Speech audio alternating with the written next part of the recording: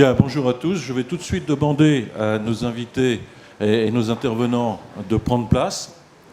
Alors, avec nos 4 intervenants et ce sujet des innovations technologiques appliquées à l'immobilier, nous allons faire un petit voyage dans le futur, mais un futur quasiment immédiat. On a 4 invités qui, chacun, ont une casquette. Je leur ai mis à chacun une casquette. L'un, l'urbanisme, l'autre, la construction, le troisième, l'investissement, et le quatrième, l'utilisation de ces biens.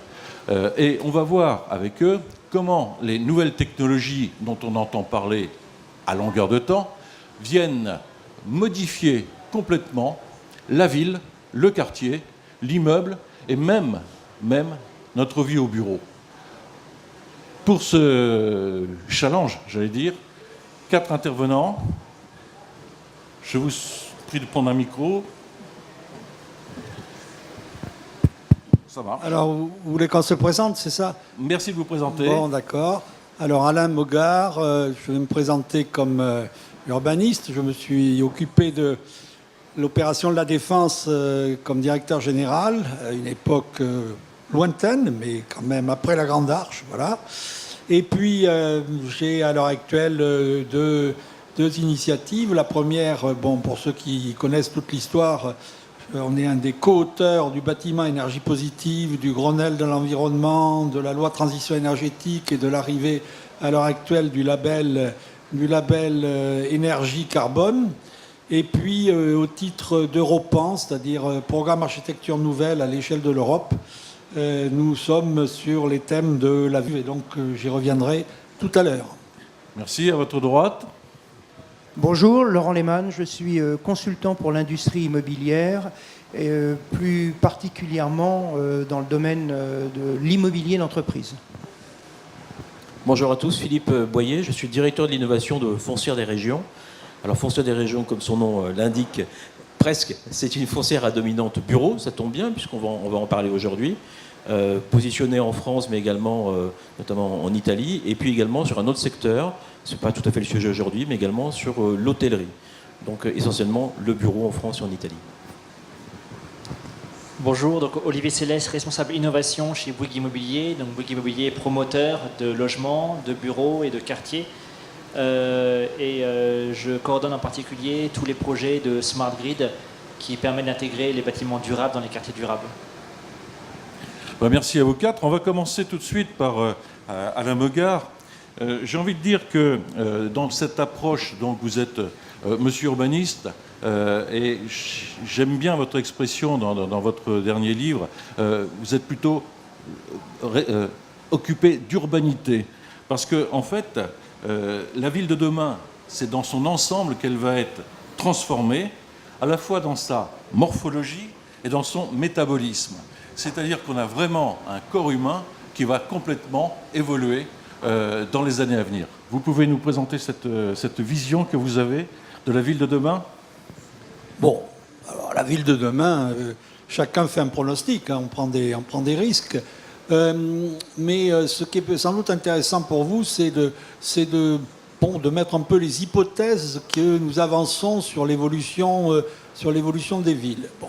La principale hypothèse, ça vient d'être dit, c'est que l'évolution ne va pas se faire seulement par la morphologie, c'est-à-dire la morphologie, c'est vous dessinez autrement une ville, hein, c'est ça l'idée. Pendant longtemps, on a dit, il y aura des villes du 21e siècle, on va faire des villes nouvelles du 21e siècle, on va faire par exemple Masdar, et c'est la réponse, c'est ces villes qui sont avec une empreinte écologique beaucoup plus faible ou la plus basse possible, et qui sont une réponse à la grande question environnementale là, du 21e, c'est-à-dire l'effet de serre, celui qu'on a devant nous.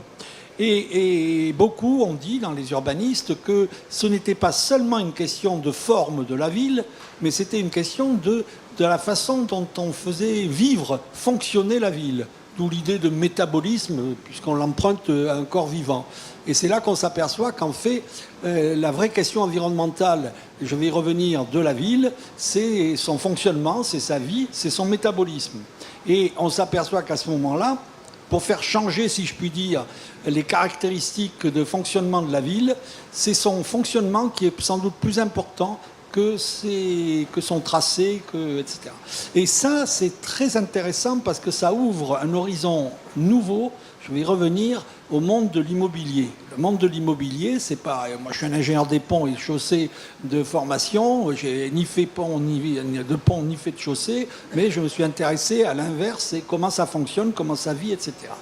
Et dès qu'on prend cet angle, on arrive sans doute au constat suivant. Bon, premièrement, la ville a beaucoup d'avenir.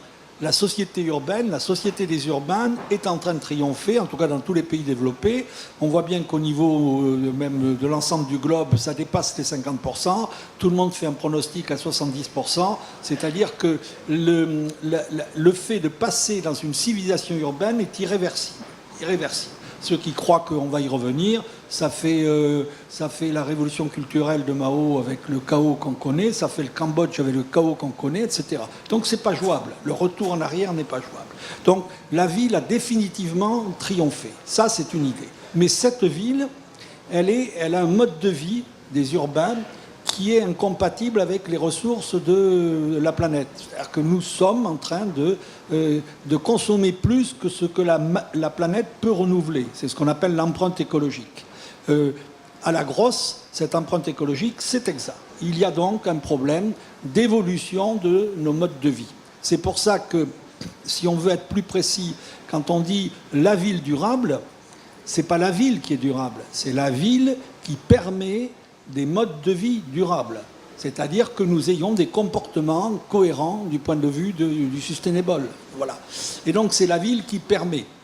Alors quand on regarde et on rentre sur cette piste, on voit qu'il lui faut des caractéristiques nouvelles à cette ville.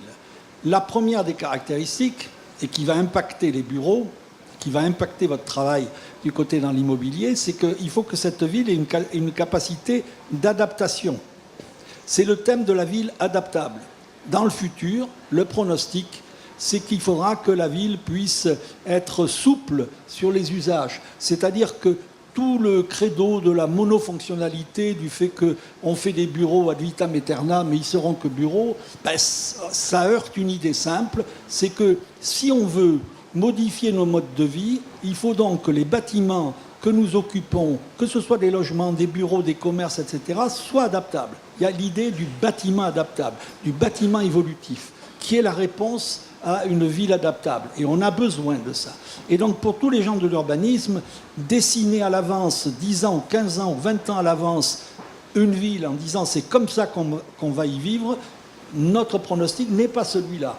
Nous pensons que désormais, c'est la demande, c'est-à-dire les habitants eux-mêmes qui prennent des initiatives, qui ont envie de vivre autrement dans la ville. Et si je fais un peu quelque chose de caricatural, la demande serait désormais plus innovative que l'offre. Non pas plus innovative que l'offre, parce que je commets une erreur, mais la demande n'est pas conservatrice, comme on l'a souvent dit, souvent dans l'immobilier, on dit j'y peux rien, les gens ils veulent pas ça, ils veulent pas. C'est pas vrai. Nous, le pronostic, c'est que les gens ils sont prêts à plein d'initiatives et de changements. Par exemple, l'économie du partage, l'économie des échanges, c'est pas quelqu'un d'en haut qui l'a inventé, c'est la prise de pouvoir par les gens eux-mêmes qui inventent cette nouvelle économie.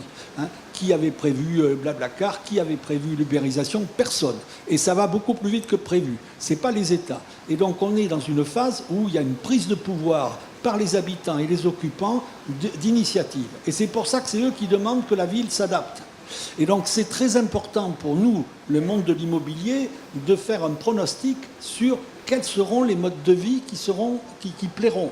Comment on aura envie de vivre autrement.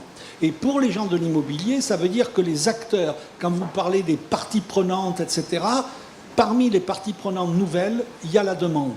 Il y a la demande. Il faut aller l'interroger. Il faut voir comment elle peut s'exprimer. Donc on rentre dans une phase, et je vous le dis avec une voix, j'ai presque fini, j'ai une autre idée, puis ça sera suffisant pour le départ. C'est passionnant. Ce n'est pas une demande qui va bloquer, c'est une demande qu'il faut aller solliciter en disant qu'est-ce que vous imaginez? Comment on pourrait être plus heureux ensemble? Comment on pourrait prendre des initiatives ensemble? Et la conséquence sur les bureaux, les bureaux, ils ne sont pas ad vitam aeternam. Les bureaux, il faut qu'ils aient des usages complémentaires, soit dans les bureaux, soit à côté des bureaux, c'est-à-dire à l'échelle du quartier, à l'échelle de la ville. Et ça a donc des conséquences sur votre vision des bureaux. La deuxième idée, et ça sera la dernière, nous sommes aussi au niveau d'Europan sur un nouveau thème maintenant qui est la ville productive, ou même au pluriel, ville productive. Alors, je voudrais terminer là-dessus. La vision qu'on a, c'est que les mécanismes de la ville et d'évolution de la ville ont rendu la ville de plus en plus dépendante des réseaux, peu autonome, pas autonome en énergie, pas autonome de façon alimentaire, moyennement autonome du point de vue de l'eau, et incapable, si je puis dire, de recycler correctement les matériaux qu'elle utilise. Or là, nous pensons que c'est un phénomène qui est inéluctable, c'est l'idée que nous allons renforcer les forces productives de façon générale de la ville, c'est-à-dire la production locale de biens et de services, avec des circuits courts, avec donc une reconquête, si je puis dire, de l'économie de territoire par rapport à l'économie à l'excès mondialisé. Voilà. Et donc là, il y a une piste. Et ça a un rapport avec les bureaux. Les bureaux sont au milieu de la ville, mais on peut imaginer aussi des bureaux qui auraient, si je puis dire, des services nouveaux, des productions nouvelles, et qui déclencheraient donc, voilà, une autre vision. Donc il y a deux points d'entrée pour la prospective, l'adaptation, cette idée d'évolutivité possible, et la deuxième, cette idée de renforcer les usages, de renforcer les productions que les bureaux peuvent apporter. Merci Alain Mogart. En plus, il y a la passion. C'est tout à fait appréciable. Et vous avez, je dirais, préparé le terrain, mais pour un urbaniste, c'est un peu naturel, à l'intervention d'Olivier Sellès, qui, lui, va nous parler justement de l'organisation de ces quartiers de ville, les réseaux qui vont permettre de relier entre eux les immeubles, majoritairement de bureaux, mais pas que, et également les nouvelles technologies que l'on utilise pour créer ces réseaux. À Oui. vous la parole. Alors, merci. Oui. Il ne faut pas oublier une chose déjà. D'abord, pas très bien, je crois. Voilà, beaucoup mieux. D'abord, on est promoteur. Un promoteur, on va trouver un locataire, lui faire une offre attrayante, ensuite trouver un investisseur et dire à l'investisseur, voilà, j'ai un bon locataire et en plus, votre bien, il va garder sa valeur longtemps. Lutter contre l'obsolescence. Protéger l'actif de l'investisseur. Et c'est de là que tout part, en fait. Quand on parle de bâtiments durables, ça vient rapidement, en fait, à faire des bâtiments très économes en énergie.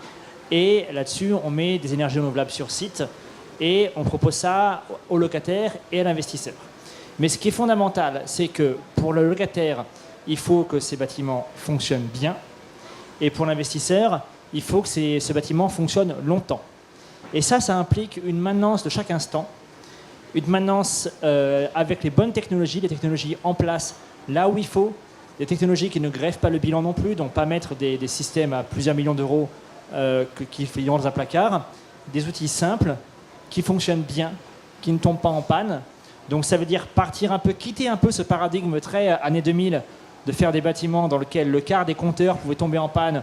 C'est normal, vous savez, ça a toujours été comme ça. Et ça, il faut que ça s'arrête. Il faut des compteurs qui sachent compter.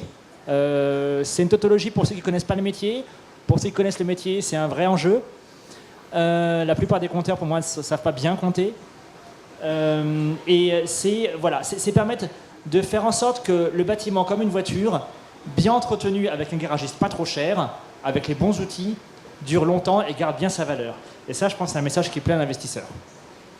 En plus, comme l'a justement rappelé Alain Mogart, les bâtiments, s'ils durent longtemps, ils ne vont pas être monofonctionnels.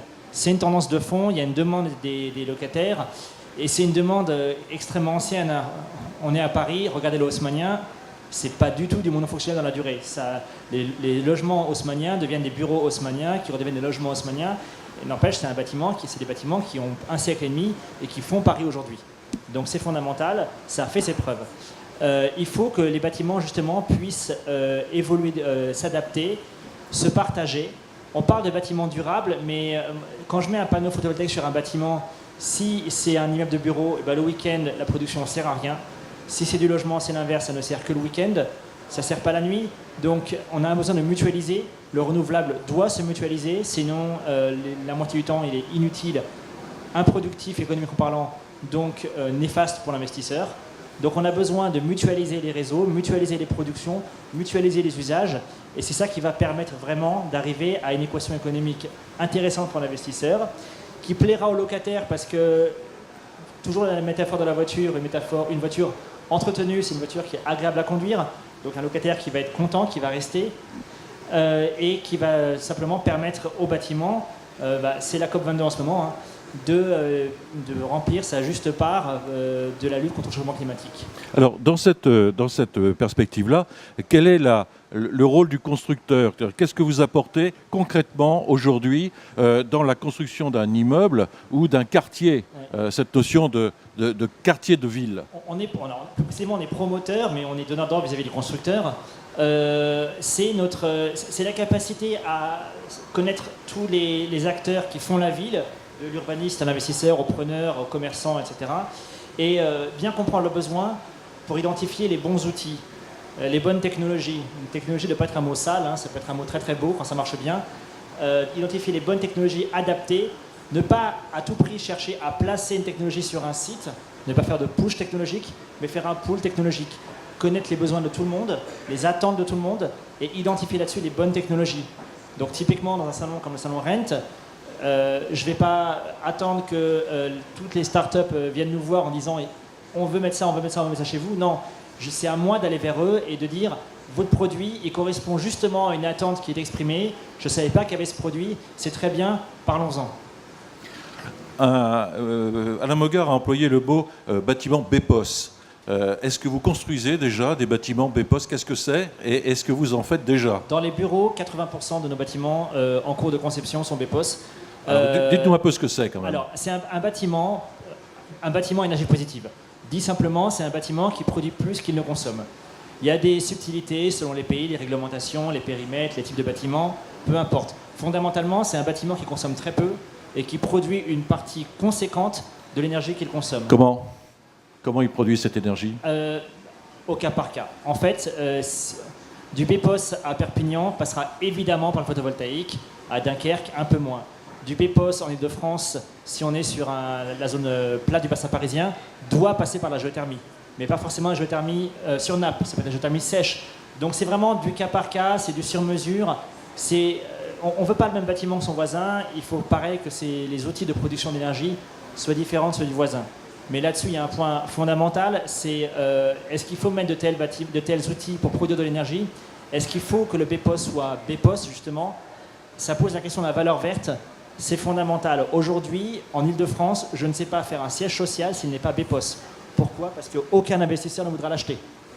La valeur verte du BEPOS, c'est la valeur tout court. Un bâtiment qui n'est pas BEPOS en Ile-de-France, sur un siège social, vous oubliez, vous ne le vendrez pas.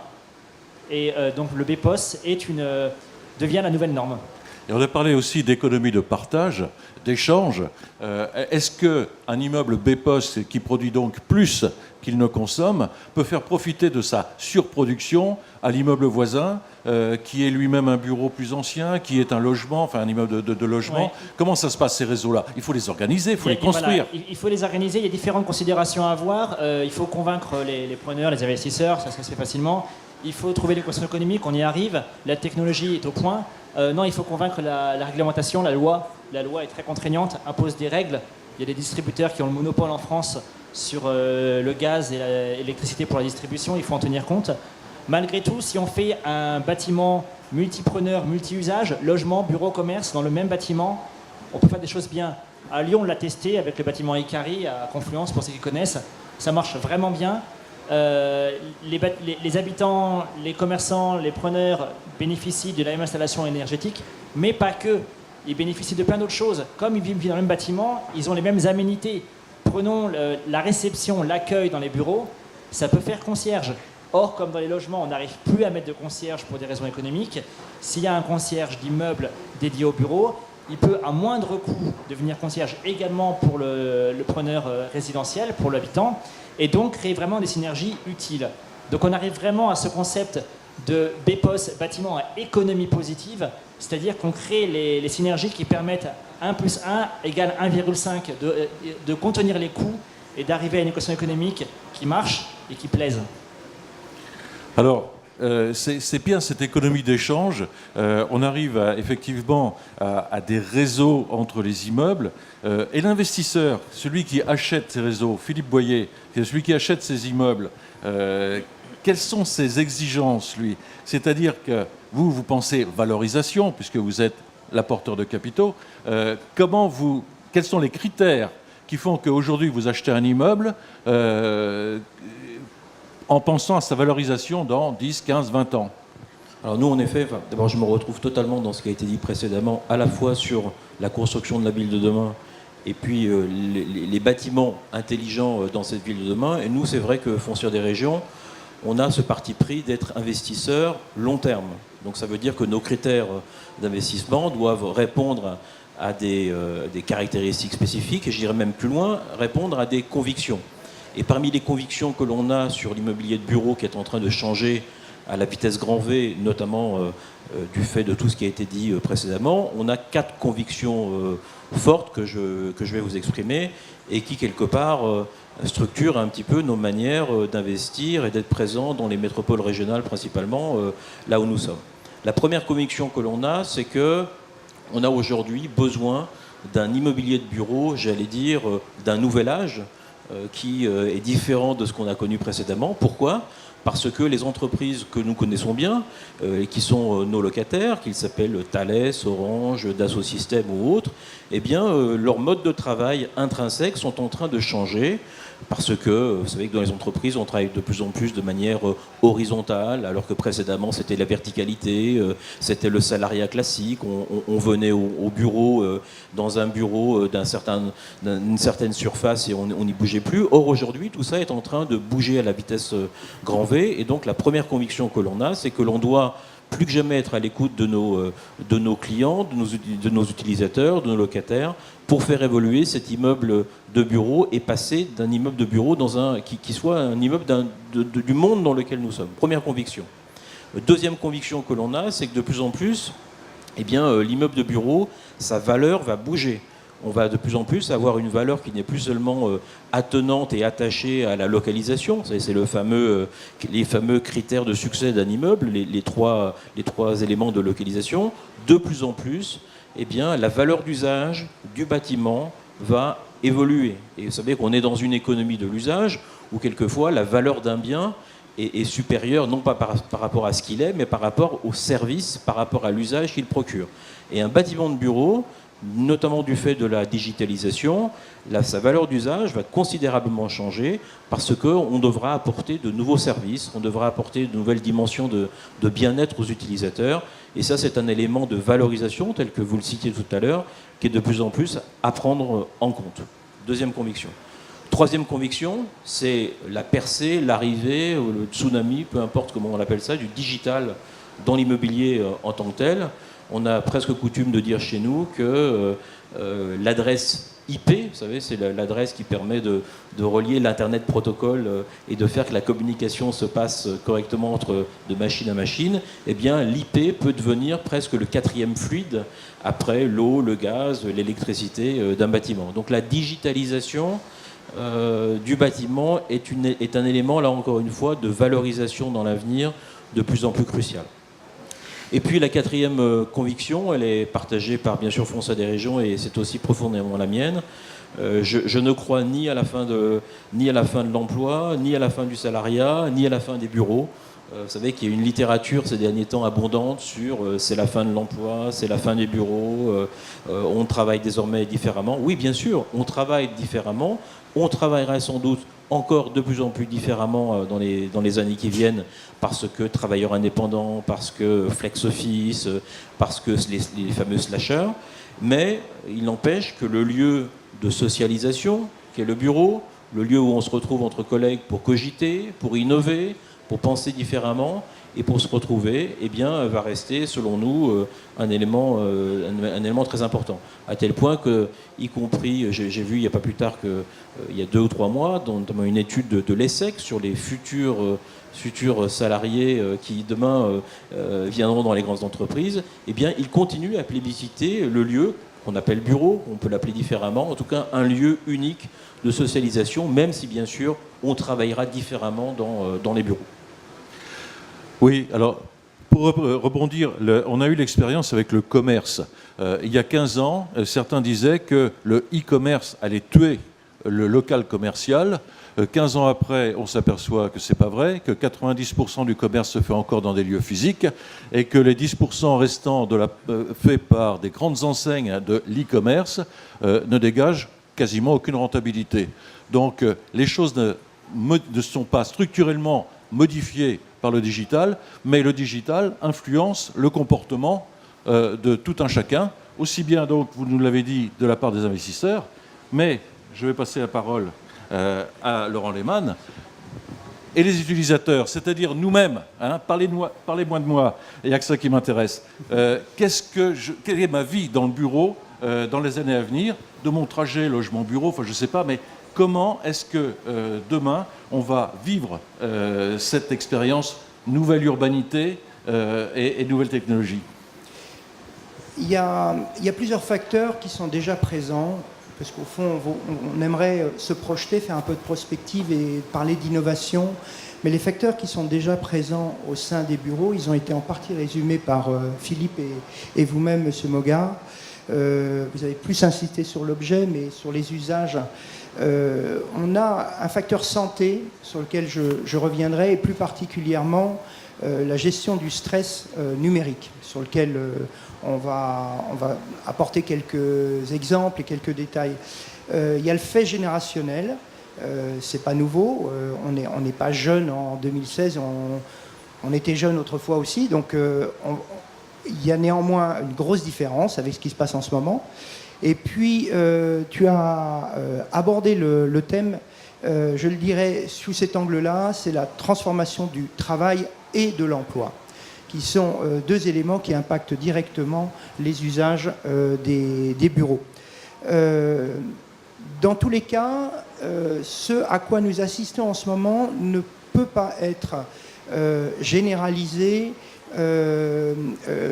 quel que soit son point de vue. C'est-à-dire qu'il n'y a pas de théorie toute faite qui s'impose, quel que soit le lieu dans lequel s'applique ce dont nous allons parler. C'est éminemment culturel.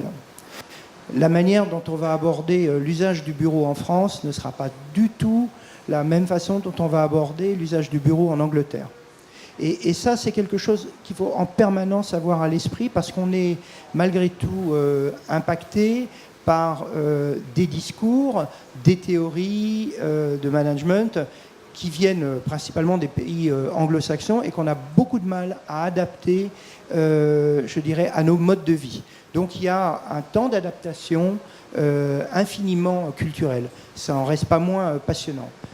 Un arrière-plan également qu'il faut avoir en tête, c'est que pendant très longtemps, la production de bureaux a été essentiellement justifiée et motivée, et je dirais analysée sous un angle strictement quantitatif.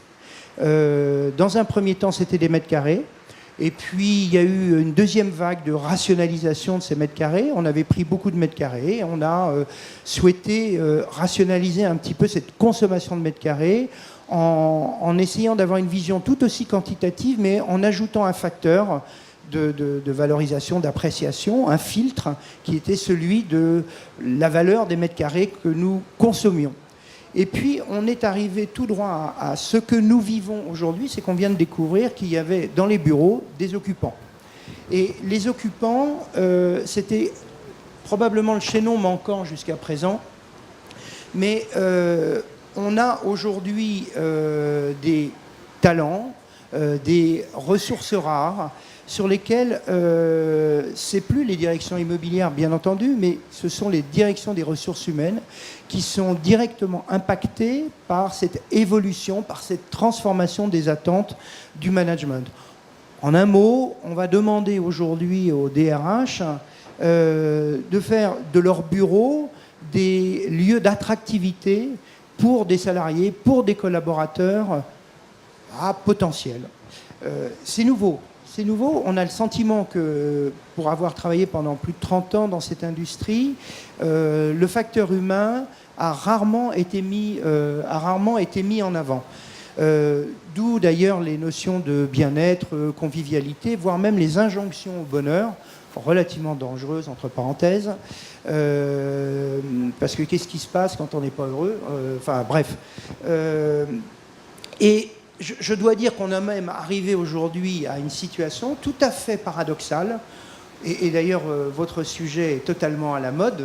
Enfin, on pourrait être ailleurs, on pourrait être à la Fashion Week, je ne sais pas.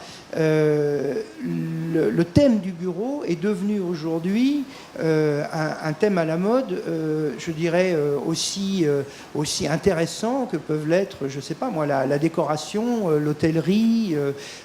Pourquoi pas je dirais, pourquoi pas demain avoir une émission d'M6 sur le bureau glamour. Hein. Enfin, je veux dire, on n'en est plus très très loin. Hein.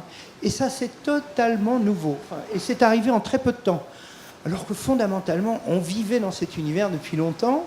Et j'avoue m'être pincé parfois parce que je ne comprenais pas qu'on ne s'y intéresse pas plus.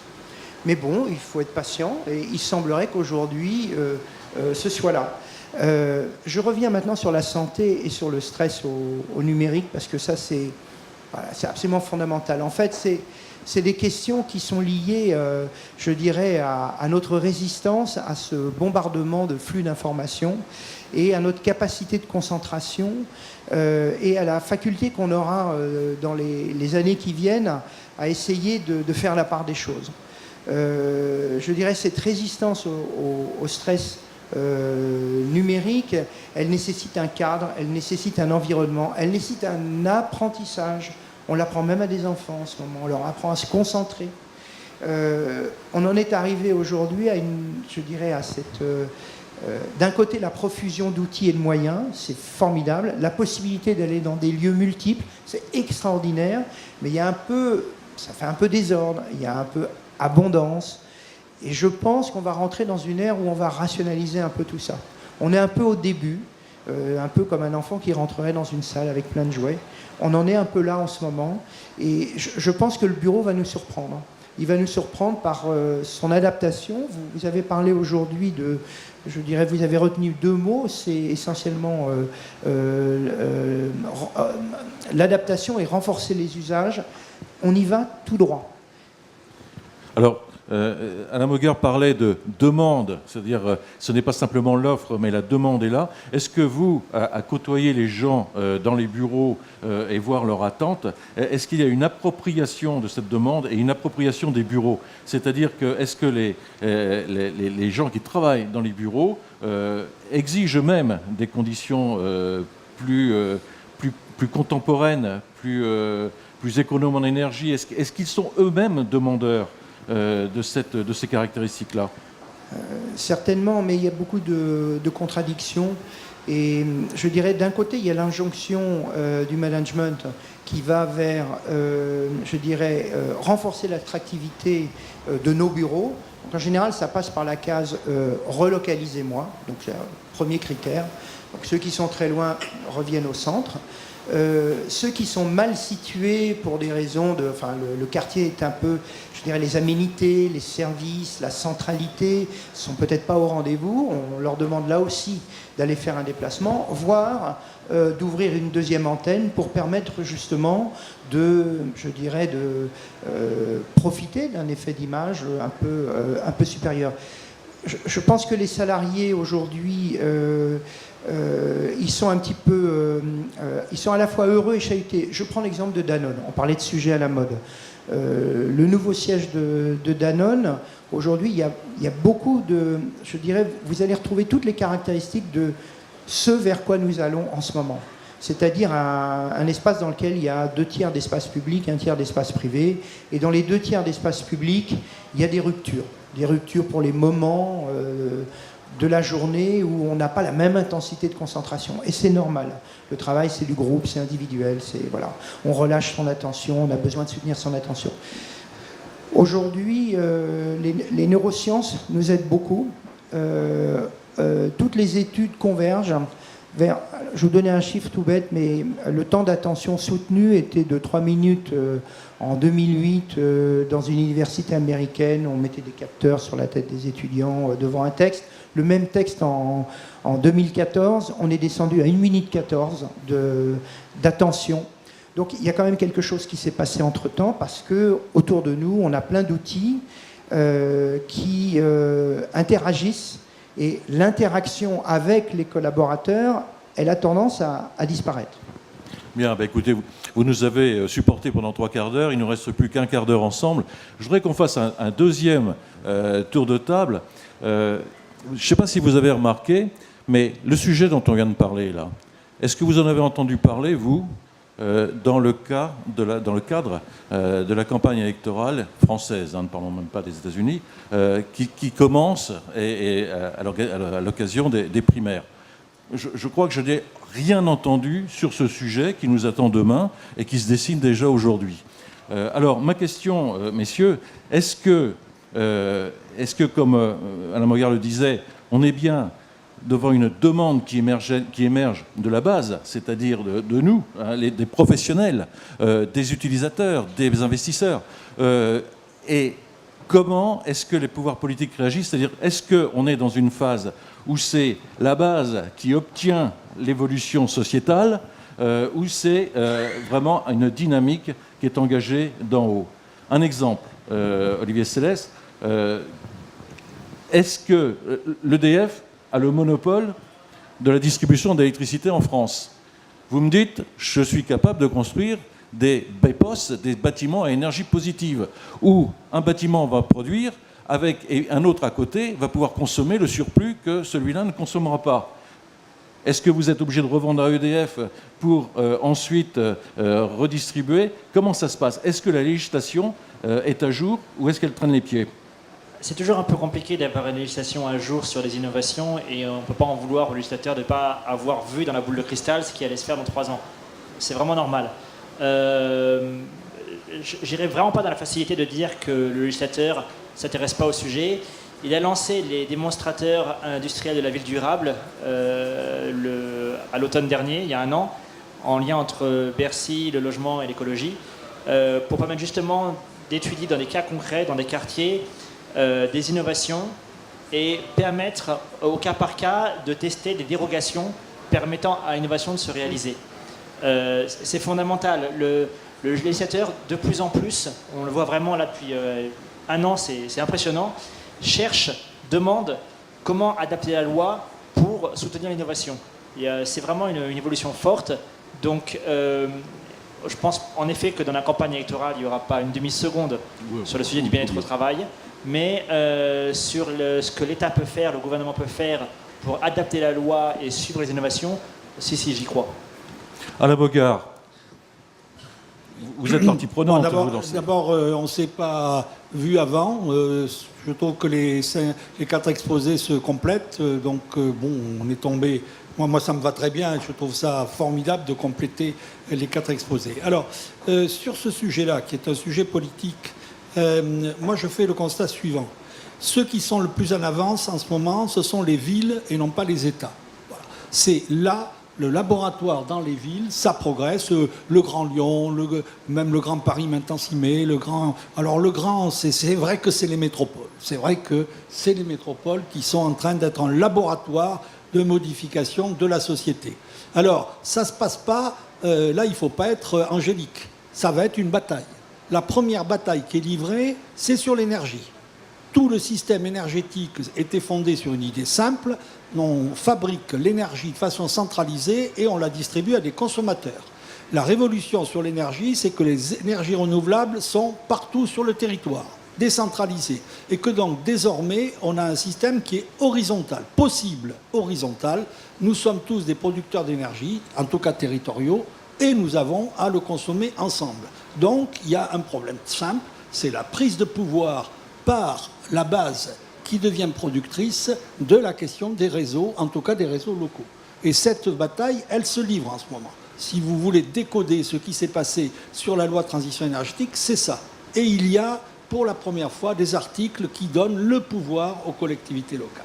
Donc, si vous suivez les trucs de Rifkin, la 3e révolution industrielle, c'est ça. C'est ça. Et moi, à mon âge, je peux prendre tous les paris sur l'avenir. Je vous dis que c'est irréversible. Ça gagnera. Vous avez vu d'ailleurs avec quelle vitesse baissent les prix de production localisée de l'énergie. Moi, je dis par une formule, on n'arrêtera pas la récolte des photons.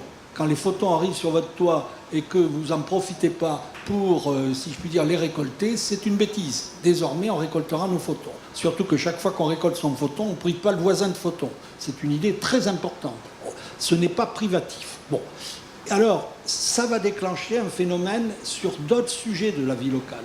C'est-à-dire que le pari, c'est que sur les autres sujets, sur l'alimentaire, sur les circuits courts, sur la mobilité douce, sur le recyclage, comment on utilise les produits locaux, etc., c'est parti, c'est irréversible. Donc d'une certaine façon, l'analyse politique, c'est le pouvoir renforcé des collectivités locales. Et puisque vous me parlez de politique, là, en général, moi j'aborde, je m'en fous, là, enfin, ce matin, bon, on est tous en train de réfléchir à certaines choses. La seule lutte intelligente contre ce que j'appellerais l'excès de mondialisation, ce n'est pas une lutte idéologique, contrairement à ce qu'on dit, c'est une lutte très simple. C'est reconquérir, par les territoires et l'intensification des territoires, reconquérir une économie locale.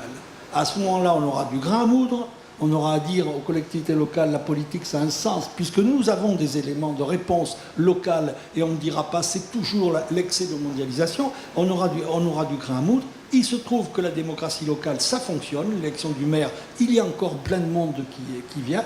Donc là, on a un élément de régulation qui est une régulation très intéressante. Et donc moi, je fais partie de ceux qui pensent que c'est l'État qui sera obligé de s'adapter progressivement parce qu'il y aura suffisamment d'initiatives locales qui seront en place. Et d'ailleurs, d'un point de vue, vous voyez bien que plus il y a des start-up et plus il y a de l'imagination, on peut dire que sur la question de la ville, les start-up, c'est les villes. Voilà. Il y a plein de villes qui vont imaginer des choses. Et dernière idée, la ville où on disait pourquoi on est ensemble, pourquoi une densité des villes, on s'emmerde. Là, on vient de découvrir, grâce au numérique, qu'on a intérêt à être ensemble parce qu'on peut échanger des productions et des services. On redécouvre l'intérêt de la densité de la ville, l'intérêt de faire la ville, l'intérêt d'avoir une intensité de la ville. Et donc, par rapport au fameux combat, à quoi ça sert, on va faire des villes diluées.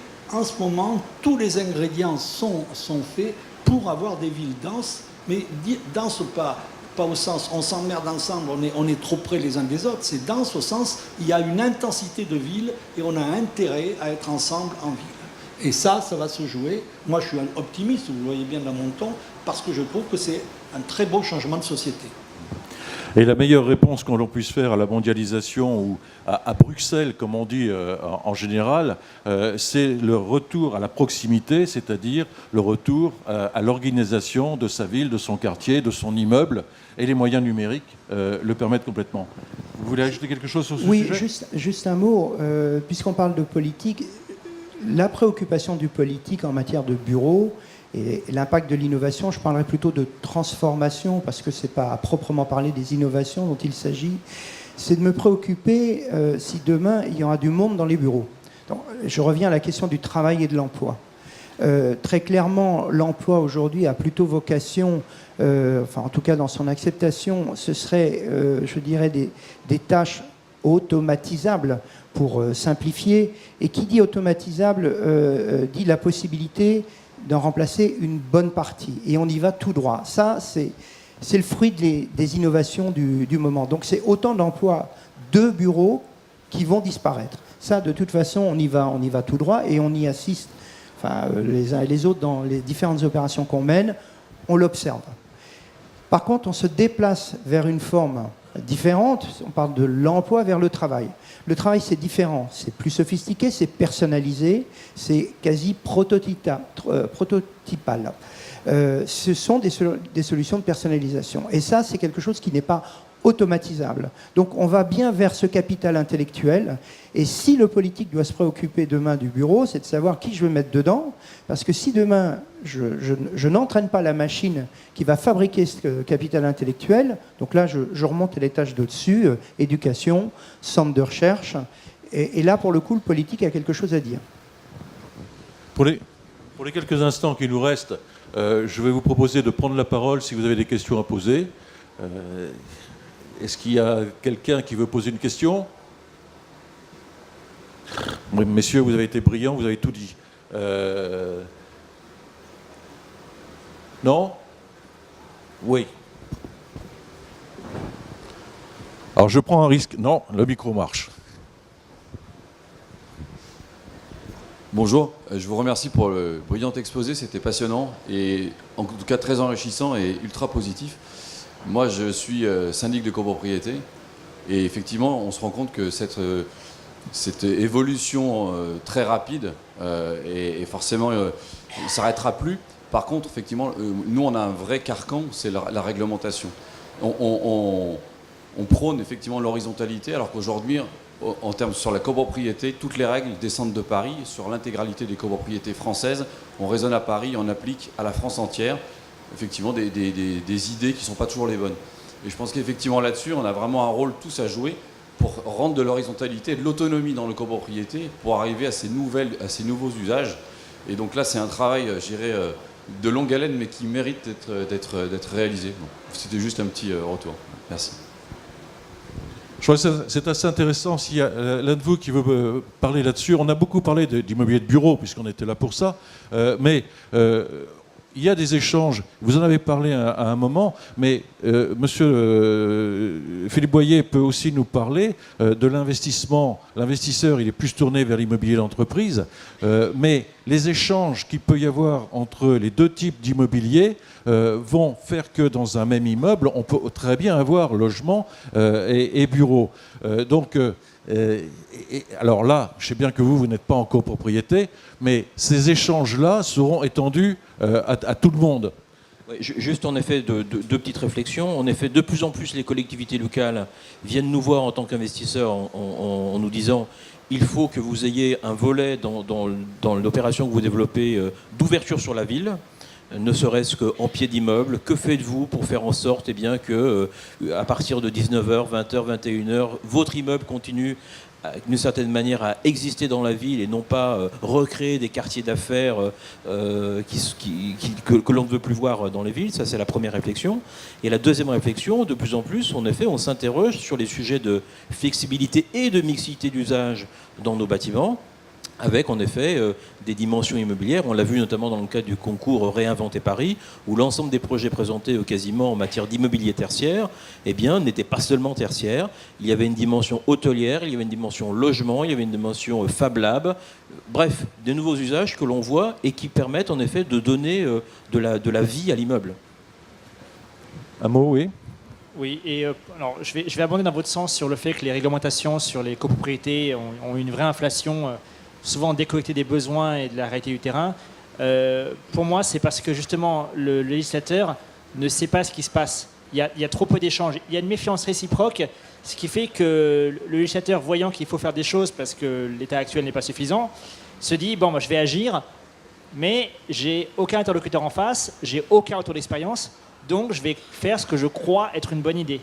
Et là, ça marche rarement. On a besoin d'avoir des échanges, des expérimentations. On a la chance avec les villes, en particulier les métropoles moyennes et grandes françaises, sont en demande de se différencier les unes des autres. Il y a un enjeu, là encore, d'attractivité territoriale fort entre Nantes, Strasbourg, Lyon, Paris, très fort. Et donc les villes demandent à avoir quelque chose de nouveau, de novateur chez elles, sur à peu près tous les sujets. Même sur le syndic, on pourrait imaginer des innovations testées sur une ville comme Nantes ou Lyon, le tester et après le faire savoir. Et voir un ministre, voir un secrétaire d'État constater qu'il y a une solution sur le terrain qui marche, qui a fait ses preuves, pour l'avoir vu 2-3 fois, c'est impressionnant, les pupilles s'écartent. Donc la méfiance réciproque conduit à cet excès de loi, de loi au pluriel. Non, il faut reprendre le dialogue, rediscuter, partir du terrain, tester des choses, voir ce qui marche pas, jeter ce qui marche pas, et ensuite faire savoir ce qui a bien marché. C'est fondamental. Mais du coup, c'est une initiative qui doit venir du terrain, parce que les ministères ne savent pas que c'est possible. Alors, votre intervention, votre question était d'autant plus pertinente que le logement est un domaine où le pouvoir en place, quel qu'il soit, intervient de façon quasi naturelle et beaucoup trop. Et comme par hasard, le législateur ou le pouvoir en place intervient moins dans le domaine des bureaux, du tertiaire, et comme par hasard, c'est là où les innovations émergent. Hein. Donc, il est temps pour nous de rendre l'antenne, comme on dit là-bas. Merci à vous quatre. Je crois que tout le monde a apprécié vos interventions. Merci à vous. Et puis, je laisse la parole à Sandrine pour l'annonce de quelqu'un qui prend la suite après et qui a des choses passionnantes à vous dire. Merci à vous.